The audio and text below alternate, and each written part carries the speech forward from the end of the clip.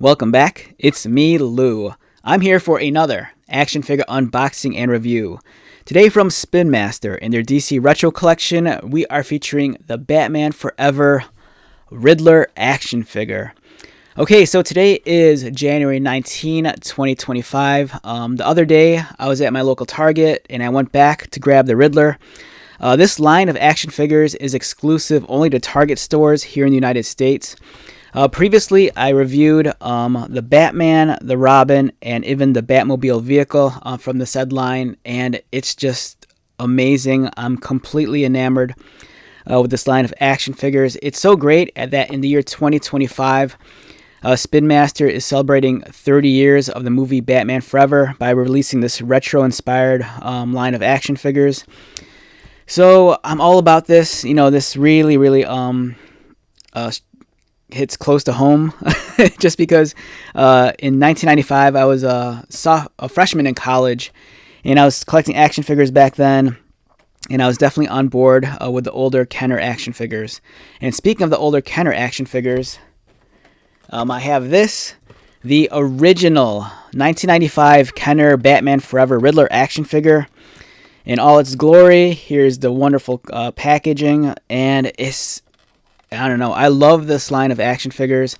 The older Kenner and Hasbro figures from the 1990s and early 2000s I thought were fantastic. And this one is just beautiful. If you grew up during this time period, you know, this is probably something you are very familiar with.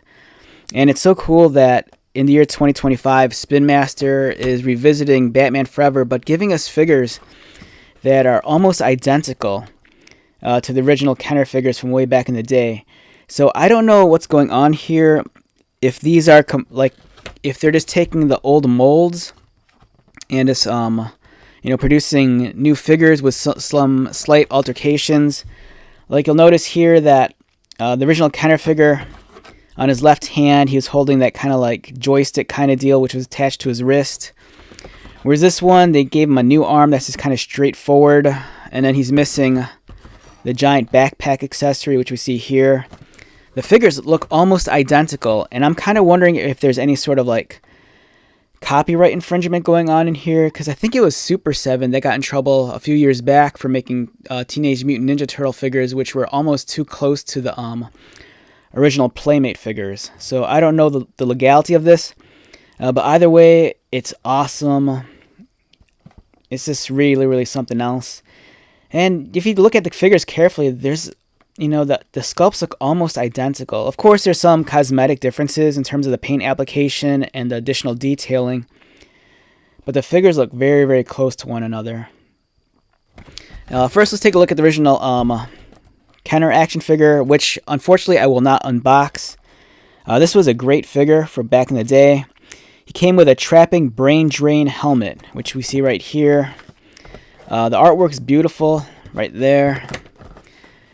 So you attach the backpack onto the figure, and then it has kind of like this large armature which swivels and attaches to another action figure right there. And here's some of the other figures in the wave. All sorts of different Batmans. There's a Two-Face figure, and Spin Master did make a Two-Face figure also. I have yet to see that in the stores. But yeah, here's the original figure from 1995. Alright, so let's jump to the present day and take a look at this figure by Spin Master. Wonderful looking card art. Even though this illustration isn't the same as the original Kenner one, you know, it kind of mimics that 90s art style, kind of like with the airbrushing. Maintains a very similar color scheme to the original Kenner card packaging. And we have the Riddler.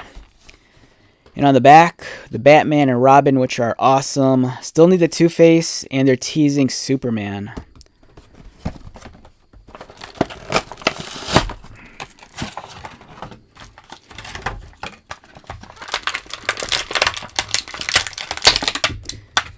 Okay, so here in the United States, this figure retailed for $8.99 at my local Target, which I think is a fair price.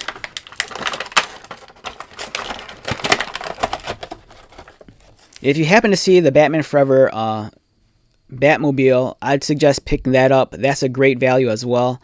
That retailed for $19.99, and not only did you get the Batmobile, but you also got an exclusive Batman figure.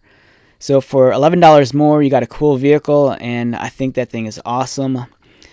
Here's the Riddler, looking great. The shade of green is looking a little bit lighter on camera than if you saw it in person. If you saw it in person, it's a little bit more rich, a little bit more vibrant. The facial expression looks near identical to the original Kenner figure, as are his accessories like this chest box, straps, and harnesses.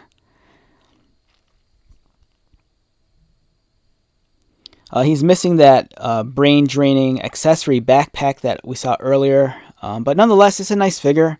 It's a cool throwback, to the figure from the 90s, and I can really appreciate that. In terms of the figure's size, you're looking at something that stands in at a little under 5 inches. In terms of the articulation, his head swivels left and right, his arms move, and then his legs move. Keep in mind this is a very retro design, so you're only looking at 5 points of articulation. And I do have the Batman and Robin on me as well. Here is a comparison next to the Batman figure. The proportions, I love this figure, but the proportions feel a little bit off. Batman looks like he has a much smaller head. But I do appreciate the effort. I think it's a fantastic figure. Unlike the Riddler figure, this one has additional articulation in the shoulders and arms, allowing his arms to go outward, which is a nice touch. I also have the Robin figure on hand right here. And here's a comparison next to the Riddler. This one feels closer to a Kenner figure than the Spin Master one. This one seems to be a much more original design.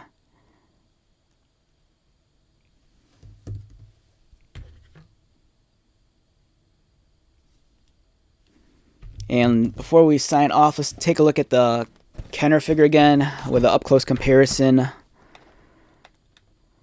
So you can see the head sculpt and facial expression, they look almost identical. So I'm really wondering if they just made a new casting of the action figure, and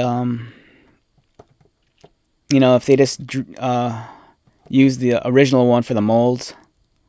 The paint application is different as well. You'll notice that the placement of the question mark and the size is different on the new figure, as is the graphic on the chest box.